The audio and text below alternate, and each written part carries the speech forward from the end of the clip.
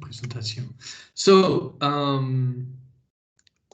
it is just a little PowerPoint that I use to teach with my French students and my graduate students here, and some of my colleagues, because there's a huge difference even between French academic writing and American or English Anglo-Saxon academic writing. So when you see the word French or France, perhaps we can insert Portuguese and Brazilian at the same time, but I'll let Monica intervene when she thinks that certain things are very different from the French version. But I'll explain a little bit more as we move along. It's difficult to teach the Anglo-Saxon format of publishing in France, not in Europe, because most of the Nordic countries and the Germanic and the Eastern European countries follow the more Anglo-Saxon style of academic writing. But the Romance countries, Italy, Spain, France, follow a different prospect. And I don't know exactly how the Spanish or the Portuguese write academic literature, and if it's any different from Brazil. But I will give you at least what I see as the main difference between a European perspective and an Anglo-Saxon perspective on how to publish. Now, what I mean by this is if you are ever planning on submitting an article to an Anglo-Saxon journal in your field, just recognize that it's not just the language that changes, but the way that we argue and the way that we think. And if I were to publish in a Brazilian journal, I would need to put myself in the Brazilian method of arguing for it to seem normal to a Brazilian reader. And the same thing would be then for you if you're going to ever try to publish up in an American or a British, Australian, Irish, Scottish, New Zealand, any of the Anglophone countries. It's a form that you really do follow. It's what we establish. So if you follow through what I'm mentioning here, I suspect there is a term in Brazil for the problematique. The problematic, it's not a great translation because it doesn't mean the same thing in English, but I'll use the English term problematic. The problematic in the French way of writing is simply a way to construct your introduction so that you ask the right questions. Okay, a problématique in French is a series of questions. And as you know, there are smarter questions than others. A very weak French student, they have a generic problématique that basically says this. It is interesting to look into this text. That's it. I mean, their problématique is based on the word interesting, but that's not a real problématique. And we can usually distinguish good from bad French students based upon the depth of the way they think and ask questions. Honestly, if a good methodology in any field is if you can ask the right questions, then you know the field pretty well. It's a great technique to use even in your own classrooms. People who do not understand or students who have not done their homework cannot ask the right questions. So the French have built an entire academic program around asking questions. They ask, it's a hypothesis, right? Hypothesis, an hypothèse in French. Will this lead to the results I'm expecting? Now, we'll talk a bit later about structure, but the English is just the opposite of that. The English has already arrived at its conclusion. and we call that the thesis. And the thesis is basically, okay, I'm not going to ask questions. I've asked those questions already to myself, and I've done the research, and I have found the answers. So instead of asking the questions, I'm going to give you the answer right away. And what I'm going to do after that is show you how I arrived at that answer. Okay, so think of it in terms of the French. You ask questions, and then you do the research and the trial to arrive at your answers. In the Anglo-Saxon version, it's the mirror opposite. We state our conclusions, and then we show you how we arrived at them. Now, what's the difference for you, for a reader, for instance? Well, it places you in two different positions. In the French way of arguing, you are following the logic and the process of the writer. And the writer is basically holding you by the hand and taking you through the various steps of their argumentation. The English version, again, is opposite. We've already given you the solution, and now what we're going to do is take you through those steps and how we arrived at it. The difference for you as a reader is that you generally are immediately on guard. You're the devil's advocate. It's like, okay, you told me your conclusion. Now prove to me that you arrived at that conclusion in a logical way. And right off the bat, as an English reader, I am looking for errors in how you argue that process. Now, the French way is similar, okay? As you lead us through the process, they may follow your methodology along the way, but they don't know your conclusions. So they cannot see how your conclusion is tied to your process.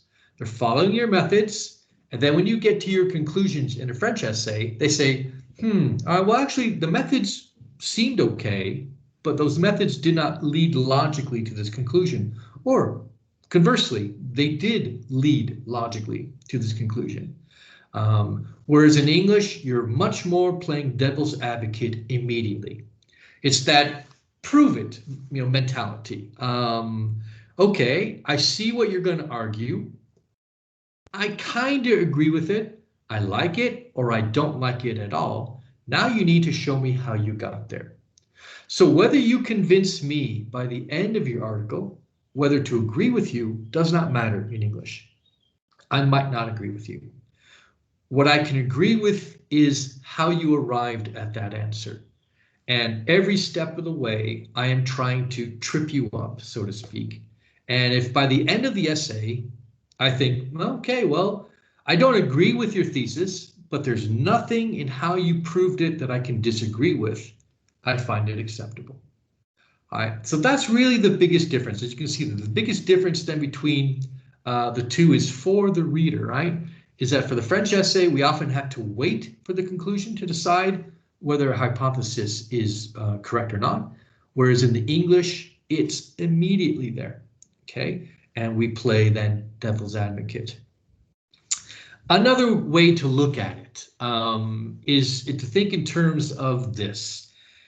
English essays are very formulaic in many ways, a lot like TV shows, American TV shows perhaps, okay, not Novatella or things like that, where you know that the TV show is only going to last for half an hour or an hour. Generally speaking, it's going to give you the full narrative within that space. Okay, so if you're watching you're looking at your watch, when you arrive at 45 minutes, you kind of suspect, okay, they're arriving at the climax. We're going to have the denouement. All right, we expect certain things. And the English essay is very similar. We know the conclusion already, and we can see as you take step by step by step, we can recognize when you're almost at the final steps. So therefore, the conclusion is not a surprise for us anymore.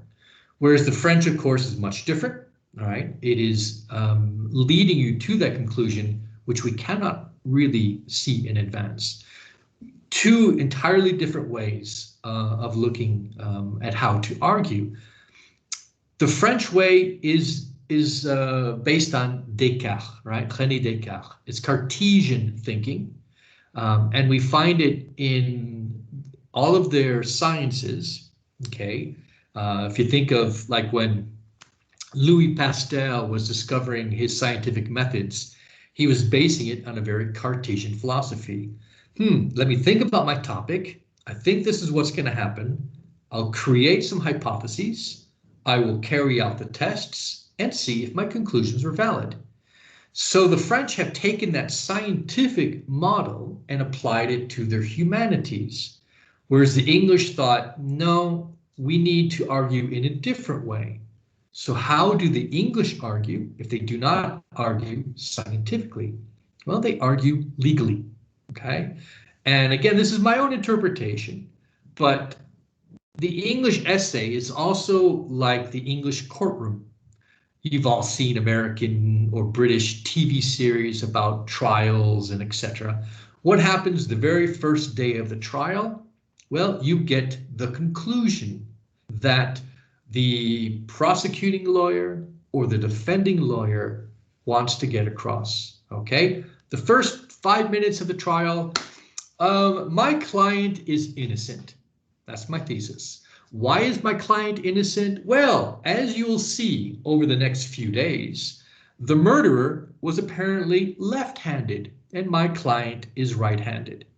The murderer was apparently a very tall person, given the angles of the bullets or knives or whatever, but as you can see, my client is rather short. In other words, the introduction to a legal argument is setting up the conclusions, and then we give you the evidence. Now, is that important? Yes, it's extremely important, because when you submit an article to an academic journal in the Anglo-Saxon world, they're expecting this model. And if they don't see that model, a reviewer might already go, what's the thesis? What are you trying to argue? Because we read formaically, and even in peer review, which is a key part of academic criticism and academic writing, peer review, we still expect to see the markers in an essay. If an essay or an article is absolutely brilliant, but I have to go hunting for the information, I might not accept it as a reviewer. I might say there's some really good ideas in here, but they're lost. Or they follow perhaps a Brazilian or a Portuguese or a French model that our readers in general are not used to. We would rather it be this way. In the same way in the old days, now TV is changing, of course, but TV was extremely formulaic. Every program followed the same format. It was comfortable. It was comforting for the viewer to recognize that. All right, TV is much different now, and perhaps academic criticism in 10 or 20 years will be vastly different. Let's hope so, but for the moment it's not. And if you do want to get published in an academic journal, you need to recognize that. So it's not a question about language. It is a question about language, okay? If you're not writing in a clear academic English, then that's already going to be problems. But even reviewers will say, okay, I like the research, I like the ideas.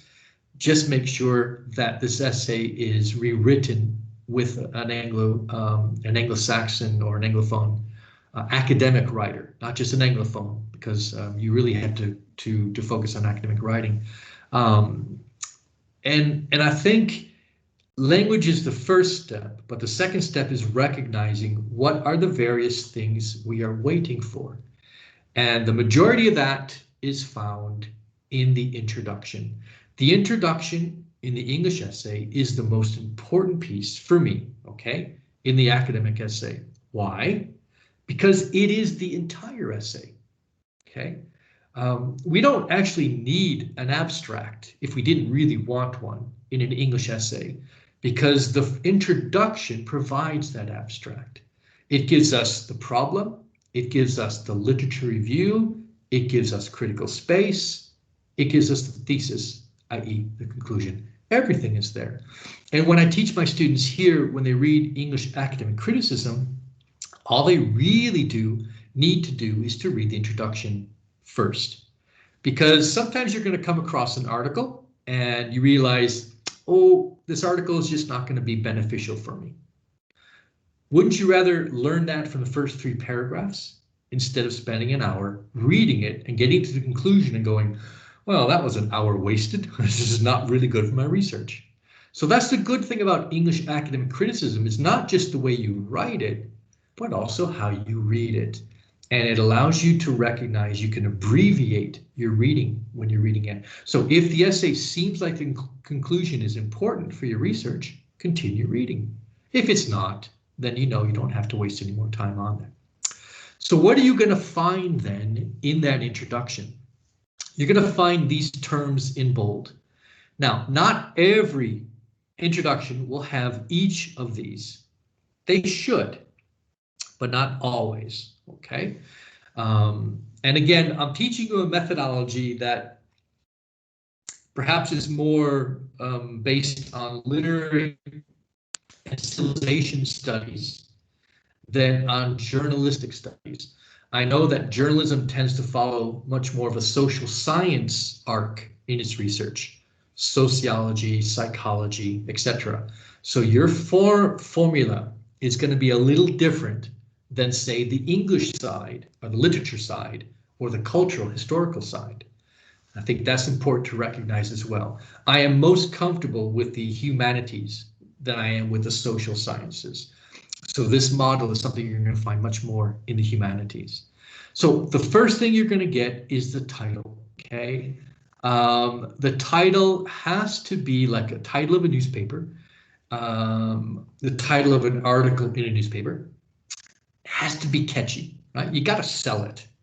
If you write an analysis of T.S. Eliot's poetry, you're going to put me to sleep, and I'm just never going to get to that essay.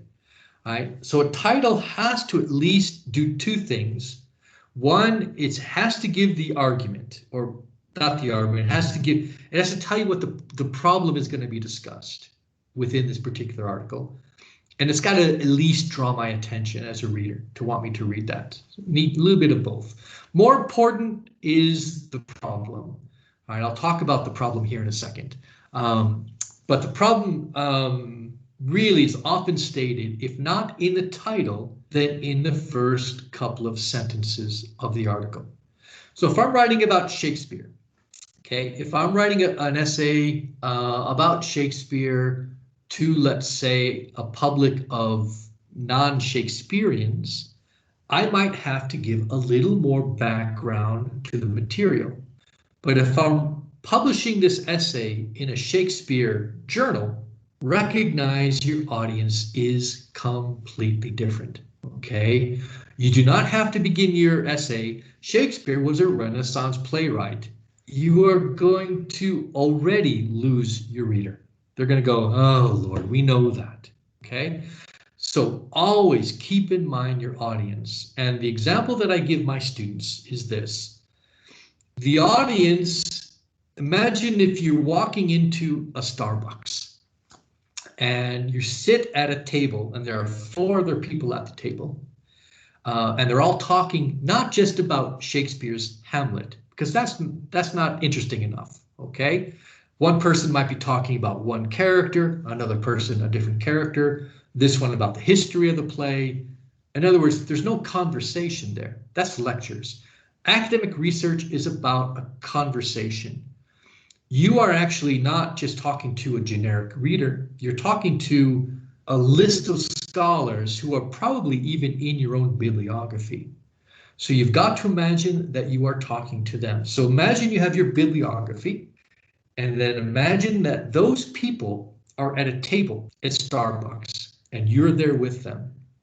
And you've all agreed to talk not just about Hamlet, not just about madness in Hamlet, but perhaps about the sexual background related to madness in Hamlet.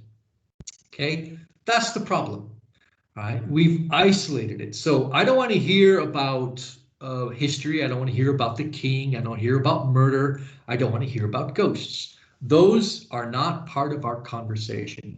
We're going to talk about the sexual implications of madness in Hamlet. So that becomes our agreed upon problem at this Starbucks table. Okay. Now, each of these four critics at my table, I'll just say four for now, they have already written about the sexuality implication of madness in Hamlet. They have all of their own arguments. They have all of their own theses.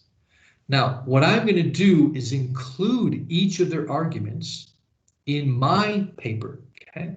Why? Well, one, it shows them that I have read their work. And there's nothing worse than arguing with someone who doesn't know your point of view. All right. Good arguers already know what their opponent thinks. Okay? It's really, really important. Secondly, it allows me to recognize what I should put in the paper and what I should leave out.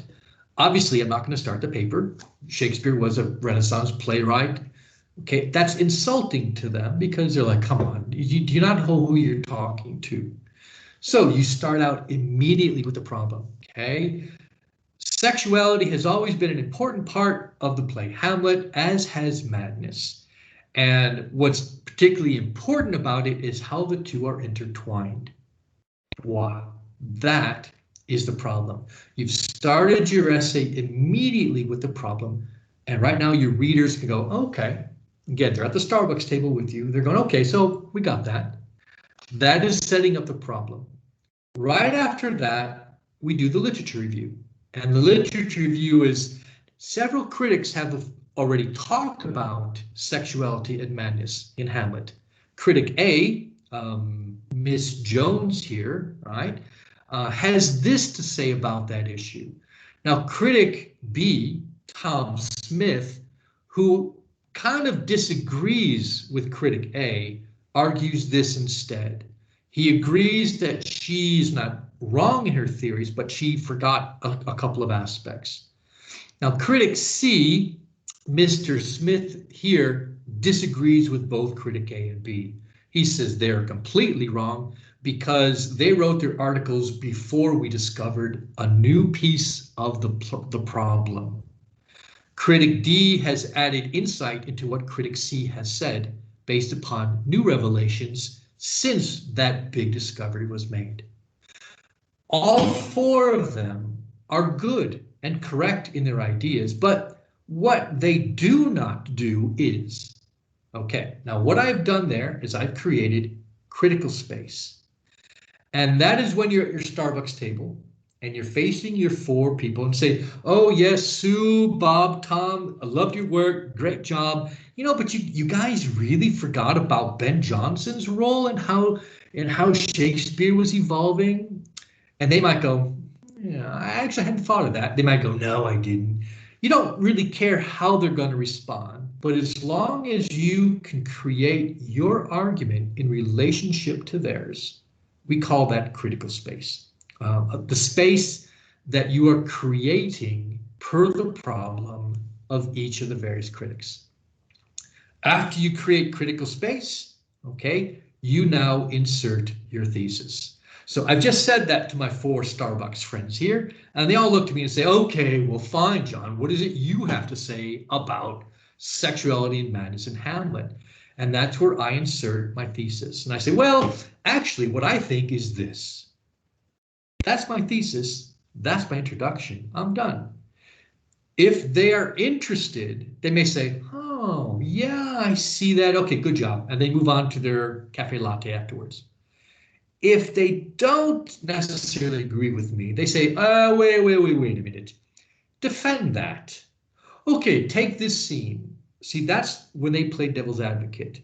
And they're going to try to challenge me on each step of the way, defending that conclusion. The way I look at it here is like a puzzle, okay? You have 5 pieces to this puzzle, and 4 of them, 1 each, are your critics. Okay, I say 4. It could be 2. All right, if you're working on a very recent poem or song or film, there may not be a lot of secondary literature. If you're working on Hamlet, it could be 400, right? I'm just taking 4 just to make it arbitrary. But it's as if in the literature review, you're putting those pieces together and you recognize that they're all tied, but that in the middle, there's still a missing piece.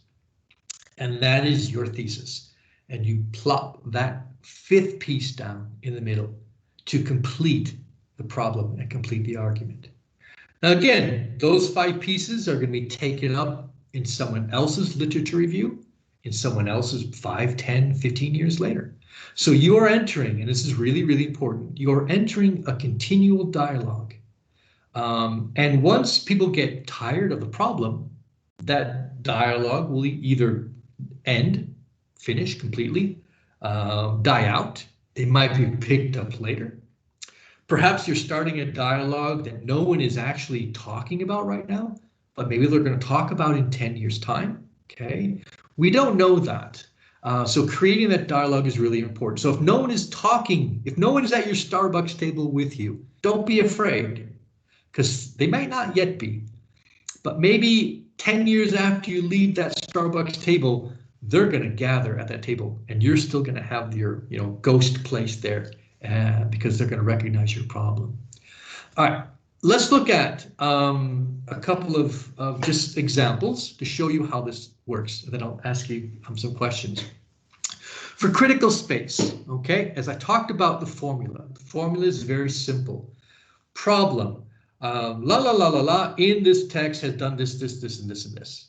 And that problem is linked often to the title. We already hinted at the title. Literature review. Several people have already written about this problem, and they have said these things about it. Critical space, however, okay, and these are 3 examples where you can see it's often that turn, but, however, and yet, is distinguishing yourself from the literature review.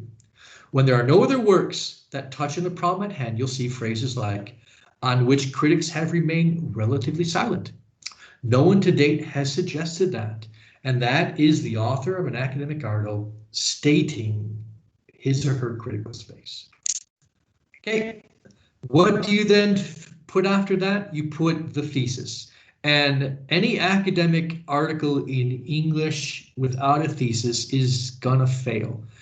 Because if we don't have the conclusion, we cannot see how you're going to defend it.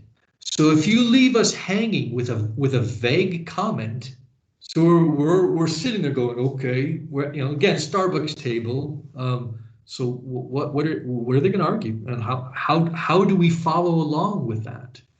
So that's important, and it's usually the last paragraph, of an article. It's usually the last sentence of a short article.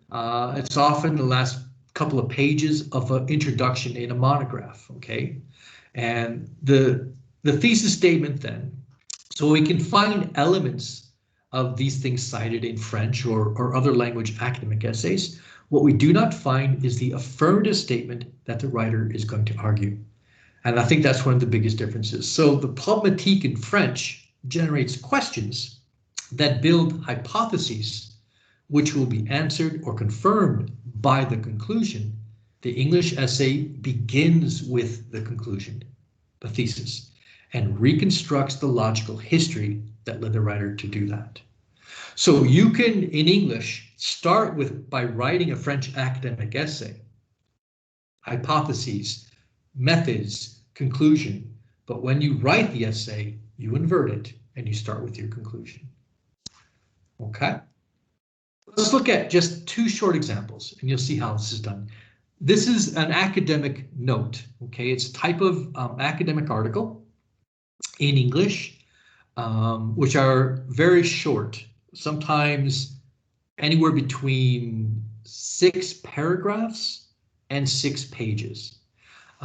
We write a note when we have something that's really important to say, but that is not a major argument. It doesn't justify. I mean, the difference between a note an article and a monograph, a book, is that the complexity of the thesis, that's all. Let's look at this academic note. Williams' Streetcar. Okay, it doesn't really give us even the problem. A better title would have been the question of poker in Williams' Streetcar. That would have been a much better title because that's what the article or the note is about. But look at this. Poker figured prominently in the composition of Tennessee Williams' A Streetcar Named Desire. And critics have frequently given the poker night scene in the play close attention to interpreting it. However, little has been written about the particular poker games played by Stanley and his buddies and their significance in the play. An analysis of the named poker hands reveals, I will argue, a device Williams employs to represent the character dynamics central to his plot. This is an arc, that's it, that's the introduction. One paragraph, short and sweet, but you can see the structure is already there. The problem, poker figured prominently in the composition of the play. Now, we're not going to talk about madness. We're not going to talk about the rise of the New South. Those are other problems, okay? Again, I don't mean problem in a negative sense. A problem is something that simply generates dialogue, generates debate, generates questions.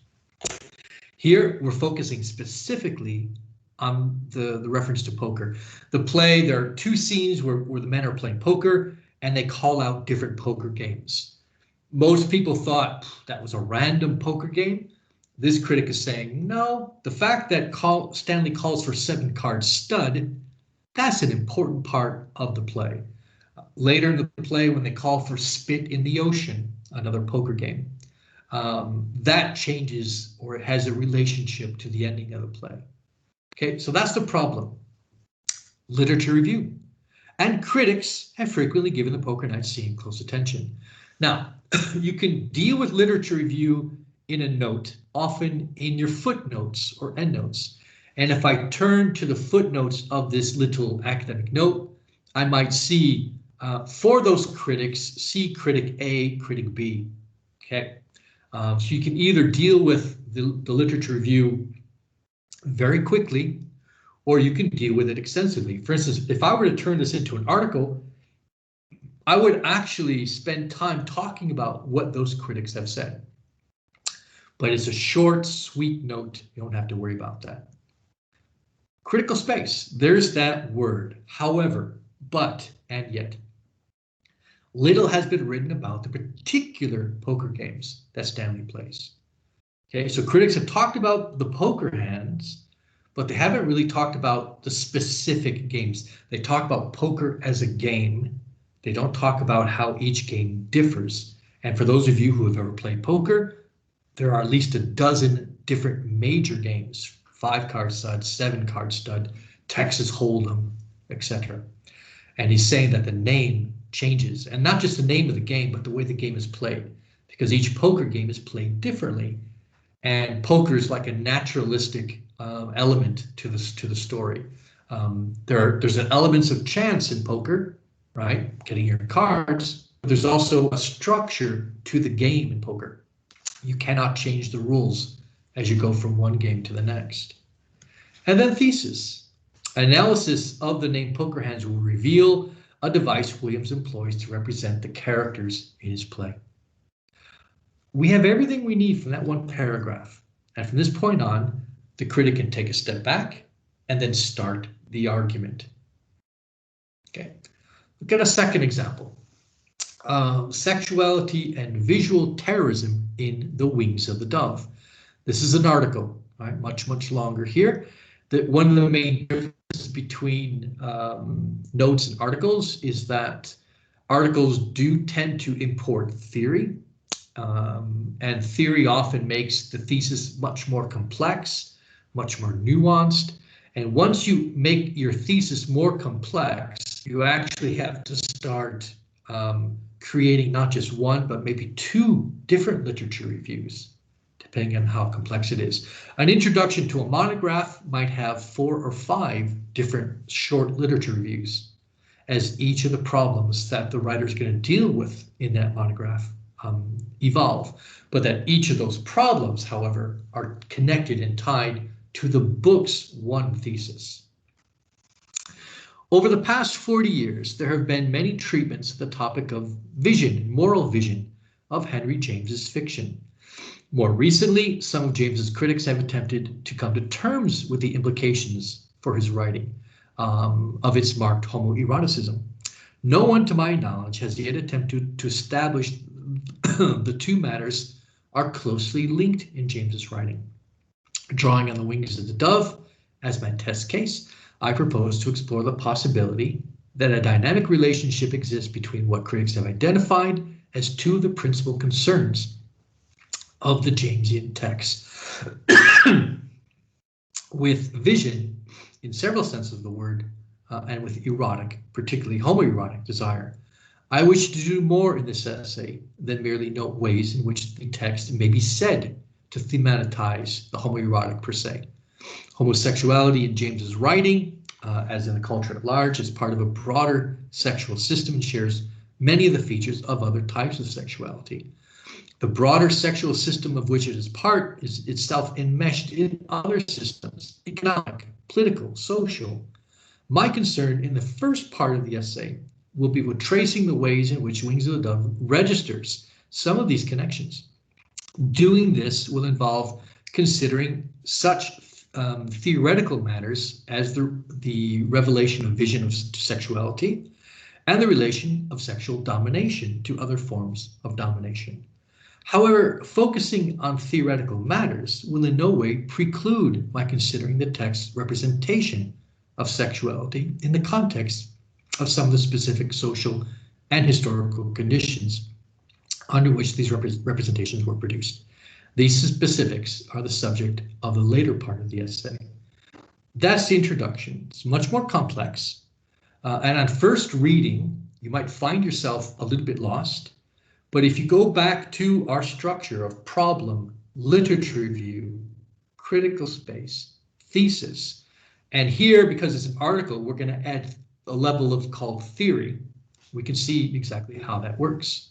Your problem is situated immediately in the title. All right? We know this is about sexuality and visual terrorism in this one novel. So we have a sense as to what is already being addressed. Our literature review is there. Many treatments of the topics, right? More recently, some of James's critics have attempted. And here we have a footnote, number 1. We have footnote number 2. If I actually go to the footnote, I will be given which critics this author is specifically addressing. Critical space. No one, to my knowledge, has yet attempted to establish that the two matters are closely linked. Again, Starbucks table, the writer is saying to each of those critics, okay, you have done this, and you've done this, but none of you have done this. And I'm going to talk about this here now at our coffee break at Starbucks. And here we have the literary theory, okay? And literary theory is essential these days in academic criticism, particularly in the Anglo-Saxon world. Without bringing some sense of theory to support your argument, it becomes just primarily empiricism. And empiricism isn't trusted as much nowadays as it was, say, 20, 30 years ago. For the simple reason that we have a lot more people writing criticism today than we did 30 or 40 years ago. It's an entirely new genre, right? That fills up your inbox, MLA inbox, whatever. Just tons and tons of scholarship that's out there. And the thesis statement, of course, will be at the end. And in this particular thesis statement, the author is also giving his plan. In the first part, I'm going to cover this in my thesis. Then in the second part, I'll do this. So these are just two examples, but you can take, and it has to be Anglo-Saxon criticism written by an Anglo-Saxon, because I've read French scholarship written in English, but because they still follow the same French methodology, the fact that it's written in English doesn't change it at all. Okay, this is just part of it, and it's makes it easier for you to now read and understand criticism. Whether you write it or not yourself eventually, at least it'll help you understand how to read the academic criticism that you have to do for your papers. And that, Monica, is the end of this. Hi, I was thinking how wonderful is to have more than 10 minutes to talk, isn't it, John? Yeah. Oh, good. I have discussed with the audience that they are supposed to raise their digital hands and, make questions. So to warm it up, I will perhaps start with one question, if it is okay with you. Mm-hmm. I know you are very familiar with Brazilian articles, manuscripts. So, and you are a huge fan of metaphors, perhaps. And perhaps you could address a little bit the Brazilian way of writing articles. Could you do that for us? Okay. Yes. So Brazilians tend to write the way they interact on a social level. And this is part of the Brazilian academic world. It's not one way is better than another. It's simply that one way is more accepted in another. So Europeans might come off to a Brazilian reader as boring, or Americans, because we're not infusing the text or the language of the text with our personality. Now, the Americans are much more closer to the reader than the French are. So if you look at it like a spectrum, okay, here's the reader and here's the writer. French are here, okay? They're very distant from the writer, from the reader. They like to maintain that distance. They often never even use the word I in an academic essay, okay? British are a little closer to the reader. Americans even more closer to the reader, where it's okay for us to use I and directly address the reader themselves. Brazilians, you're like next to the reader, almost whispering in their ear. Come on, let's just do this. Let's just talk about this. I mean, I use the notion of the Starbucks metaphor. You guys literally are at the Starbucks doing these. So you have that, you bring your personality to the text and the language of the text, which for certain readers, French, English, American, whatever the journal is, will or will not be accepted. And the idea of the metaphor is that, I mean, generally speaking, Brazilians do love to talk in metaphors. You can fill the same sentence with 3 different metaphors and they're beautiful. And it's part of the beauty that separates you guys from the Portuguese, right? Because the Portuguese are a fairly boring lot of people as well. And it's one way to mark your freedom from the colonialization of Portugal. But at certain times, metaphors can work when they serve the analysis. When they're there just to add flower and taste and texture, then it's not really accepted. So for instance, my metaphor of the Starbucks table was there to try to situate you in something you're familiar with, to understand something you're not necessarily familiar with. But if you can understand it in terms of someplace you've done, something you've done and someplace you've been, it might make it easy for you to understand. But recognize I did not talk about the coffee we were drinking and whether someone had chai, or those details become less important to my metaphor. So if I added them, I would be overdoing it for the Anglo-Saxon side. Whereas in Brazilian writing, if I were to actually write for a Brazilian journal in Portuguese, I would need to change my distant perspective to the reader. Otherwise, I will not convince a Portuguese or Brazilian reader because they may not trust me because I'm not talking in their lingo, in their format. So again, it's not a question of right or wrong. It's a question of recognizing who your public is and what are their expectations and how you need to meet those expectations in order to get published. Mm-hmm. Good. It's something perhaps Brazilians do not understand fully, because it's always a claim on the language level, you know, that we are not natives, and we are not. That's fact. But to understand the mindset is different, is a little bit difficult to explain here sometimes. And most of the authors feel rejected by not receiving the welcoming they expect for the text. Well, we have Vanessa Heidman that would like to make a question to you. So if you perhaps open your camera, Vanessa, and... Tá aberta, não abriu? Yes, thank you. Thank you, professor. Vou perguntar em português, né? Mônica, por favor, você traduz para ele. Onde que eles realizam, né, a revisão de literatura deles, né? Porque aqui a gente tem as plataformas, mas nós temos algumas dificuldades com as indexações dos trabalhos, né? Se eles têm plataformas na França específicas para isso, ou se é dentro da universidade, como que funciona? Obrigada. Let me see if I'm okay. It's a very interesting question she's proposing. Did you understand her Portuguese? Because I know I heard words. I heard lecture, I heard reader, I heard form, but everything in between was lost. So okay. She is asking, where do you go to search for your literature review?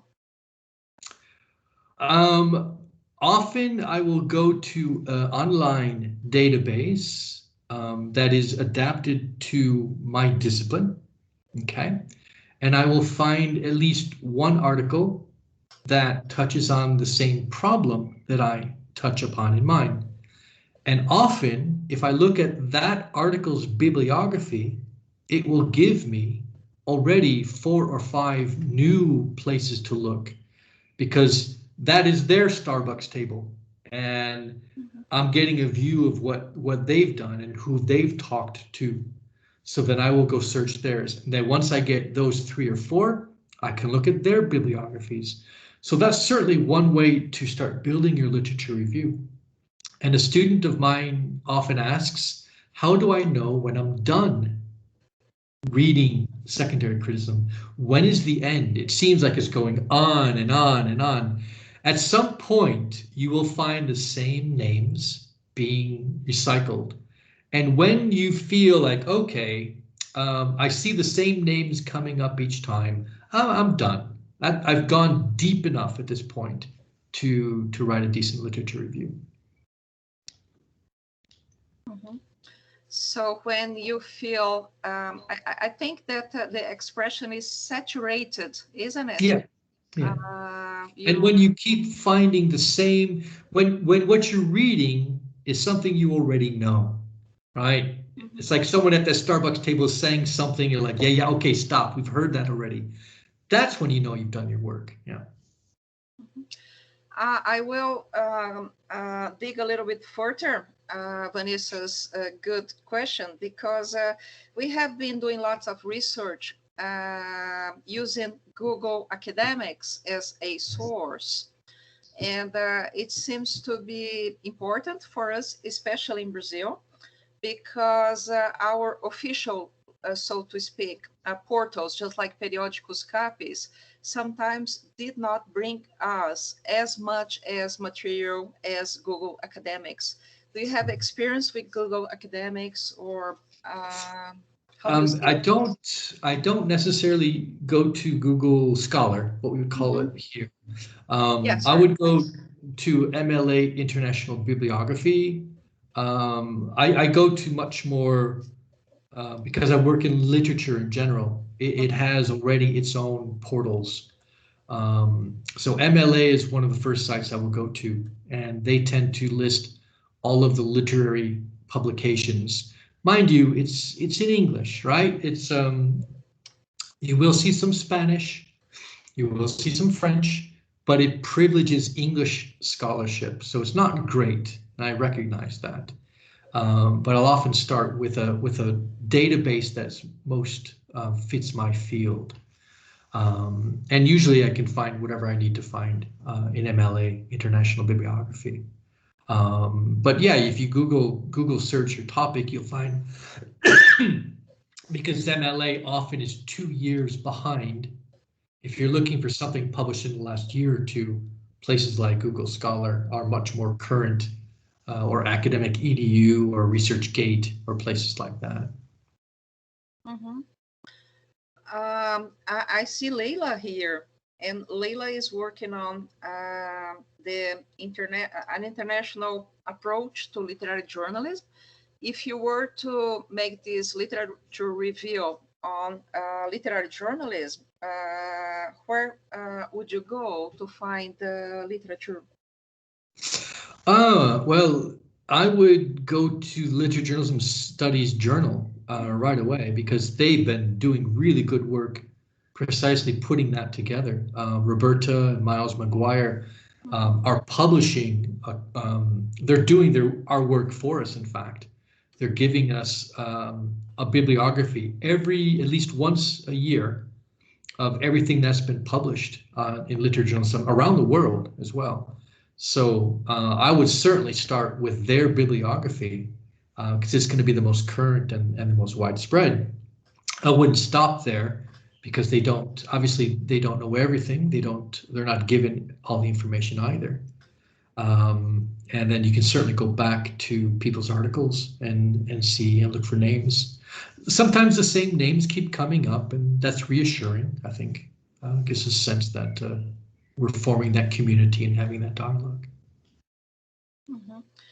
It's interesting because as I am going into psychology more and more, I see that undergrad students there, they have been taught to dig articles since the very early beginning of the course, you know.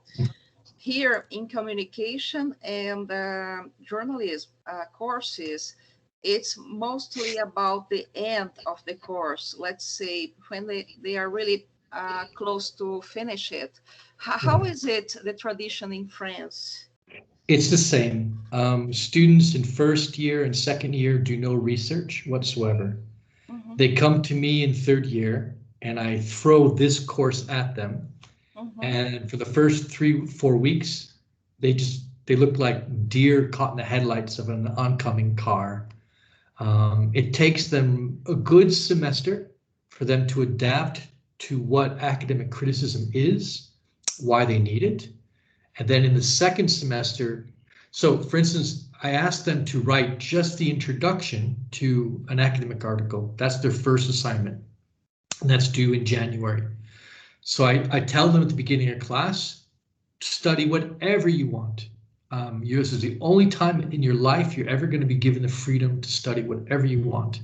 And they do, and I'm proud of them. And I've had students this year, one was talking about problems of concussions in ice hockey. Mm-hmm. And I was like, all right, okay, sounds cool, go for it. Because they're not topics that they can normally discuss in any of their academic studies. So I tell them, choose your topic, find a problem within that topic, start looking for academic articles, and we train. We talk about going to MLA, going to Google Scholar, finding your academic articles, looking in the bibliography of each one. And I tell each one of them, construct your Starbucks table, make them your literature review, and then analyze each of their works in about 500 words so that you understand what their arguments are trying to say. And then write an academic introduction, just the introduction, just like what we talked about. And that is their first semester exercise. And then the second semester, they have to complete the essay then. Take that introduction they wrote and now actually defend that thesis that you came up with. And that's the year project. It takes a year though. It's the really clever students figure it out quickly. Some of my weaker students never quite figure it out, but that's pretty typical, I think, of any class. But it's third year. They are not asked to do any research whatsoever before that, at least in France. Other Anglo-Saxon countries or Scandinavian countries, I tell them if you're going to go on Erasmus, be prepared. They do research very early in their studies. First year, British tutorial, you're doing research. So it is much more, again, a Mediterranean phenomenon. Maybe Spain is getting closer to Anglo-Saxon, but the French are still resisting it for right now. Okay, we are heading to our end. Anybody would like to make a final question? They never do. That's fine. They are shy because I'm sure they are wanting to do. Hello. Hello. Bom dia. Eu vou perguntar em português também. Eu gostaria que ele retomasse um pouco o tema do abstract, porque ele falou que não é tão importante em inglês esse abstract tanto quanto a introdução. E aí eu gostaria de saber o porquê e se há uma forma específica para o abstract, né? Aqui nós temos um modelo muito definido de resumo. E se lá tem também isso? Okay, I think I understood that. Asking about why the abstract is important if we already have the introduction doing that? Yes. Yeah, I understood some Portuguese. Okay. Because abstracts have to fit into a system where they only will allow for 150 words or 300 characters, and the editors do not want to have to do that themselves. So instead of reproduce, because introductions can be long. I've written an introduction to an article that could be already 1,000 words. And obviously you cannot have 1,000 words as an abstract. So an abstract is just a simple way to let it, to give the editor's life a bit easier time and to make it still compact and accessible. Mm-hmm. Thank you. It's amazing, isn't it? Because I was sure that you could get the Portuguese by now. And I'm also sure that Isa could have delivered the question in English, but it's if we were at the Starbucks place, we probably would be communicating easier. So, well, I see Bruna here, if I'm seeing all right. Bruna has a wonderful English. And Bruna delivered a paper you saw at the international conference this year, and she's amazing. Actually, you make a question to her, wasn't it, John? Yeah. And Tamara handles very well with English as well. Well, perhaps I could deliver a final question, and then I already invite by then everybody to open the cameras for us to have our final photo of the event. And I keep thinking, John, with everything changes so fast in the academic field that we are. And in Brazil, we are facing huge changes, and it is totally linked with financing of research and things like that, especially for younger researchers, and also perhaps we perceive that more in Brazil, a tremendous push for them to publish, you know, in the very early stages, since the very undergrad students. So is that an issue like that in France and in the Anglo-Saxon world as well? And where do you see we are heading to with our research? It's a thesis, isn't it? But it's a long question. In France, generally speaking, students do not publish until their doctoral level. Mm-hmm. A few will publish through their masters, but it's not something that French culture promotes because French colleagues themselves do not have to publish. I see. So if you're not pressured as a teacher to publish, and in France we are not, there's no way you're going to impress that need upon your students. I do require my PhD students to publish. I suggest to the master's students they ought to start at least presenting at conferences because jobs will require more and more publications if you ever want to become a university professor. It's a requirement. It depends upon which country you're going to. I mean, countries like the US and probably England, and I'm guessing even Australia. I started publishing when I was in my master's program. I already had 1 or 2 publications, but it's because our structure is different. Our master's program in English is much more seminar motivated, and you write a research paper for each seminar. And our teachers were always like, well, think about that paper as a conference paper or as a publication if it's original. Where in master's program here in France, we don't have that. We still have a rather typical master's course.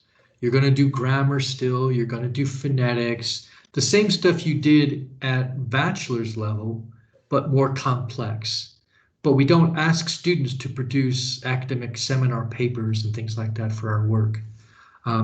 They can't. To be honest, I mean, in America, in a master's program, you are in class maybe 8-9 hours a week, and the rest is research.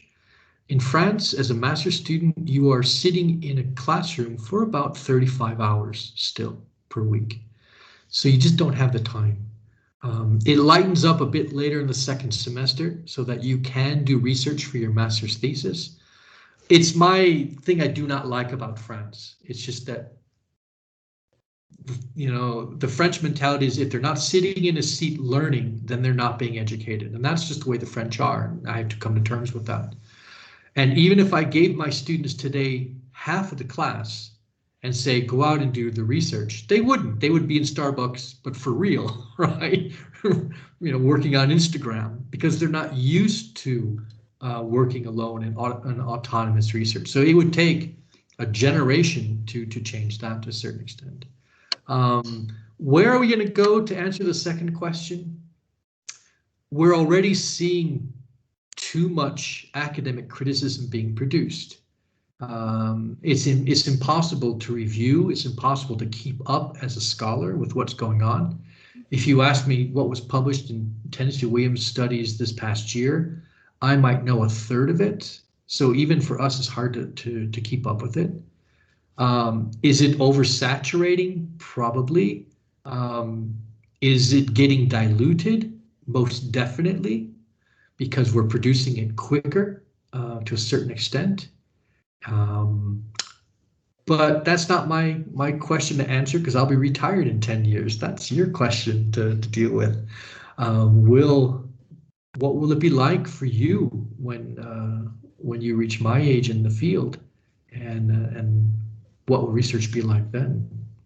Don't know. Yeah, it will be an answer that Isabellas and Vanessas will have to deal with, among others here. And really, any final piece of advice for Brazilian researchers who want to become more visible with their researches in the lingua franca in the English world? International. I think one of the, well, maybe good things about COVID is we're going to see a lot more of online conferences. So you can present your research during an international forum. Whereas before it was nearly impossible because you had to travel. You needed the money to go to New York, to Paris, to Madrid. We needed the money to come to Sao Paulo. Not easy for us. We're not given huge travel budgets either. So I think we're going to have more international exchanges because of things like Zoom. And I think that's one of the positive outcomes. I hope it does not replace real person in conferences, because that's important. But you might have the opportunity more to present, be it Portuguese or be it in English. So don't hesitate to take advantage of that. Thank you so much. It was a wonderful morning for us. We'll have to discuss it a lot next meeting we have next Monday.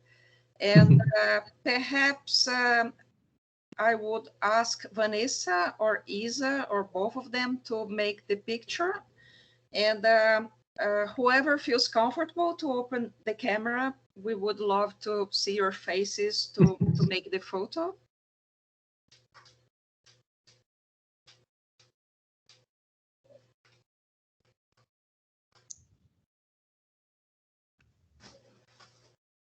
Looks like that might be it. That's it. Okay. Okay then. Well, thank you so much, John. And you're welcome. It was our first Jorlit event.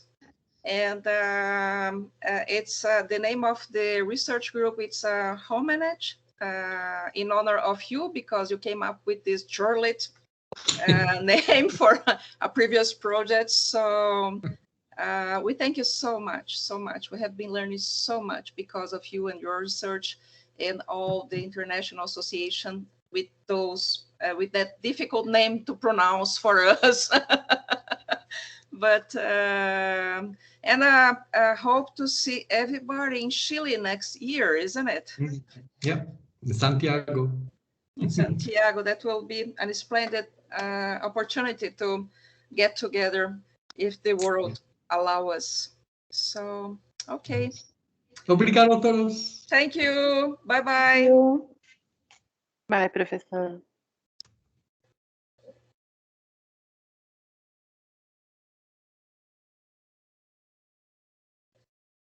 Deixa eu ver se eu paro aqui a gravação.